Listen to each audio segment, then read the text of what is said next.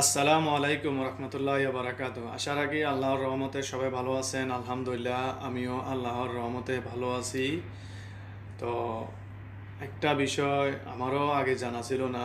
আল্লাহ মাফ করুক, আল্লাহ তালা আমার ইবাদত কবুল করুক।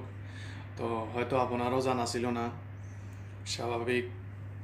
তো জানা না থাকলে কোনো সমস্যা না, ইনশাল্লাহ আল্লাহ তালা কবুল করবে, ইনশাল্লাহ এই বিশ্বাস রাখবেন। তো কোরআন হাদিসে আছে যেটা, আমরা যে অজু করি, তো আমরা তো সবাই জান্নাতে যেতে চাই।